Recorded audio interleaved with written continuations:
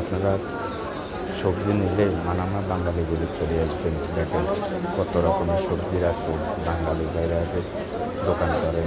অনেক সুন্দর সুন্দর সবজি, বাংলাদেশি ফ্রেশ শাক সবজি বাংলাদেশি আছে, এখানে আছে, সৌদির আছে, ওমানের আছে।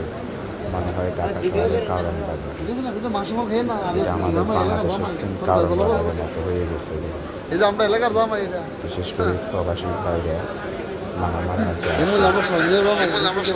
সামানের জন্য অনেক সুন্দর সুন্দর আইটেম, সামানগুলো সুন্দর শাকসবজি, একদম প্রাকৃতিক বাংলাদেশের মতো সবজিগুলো বিক্রি করা হয়।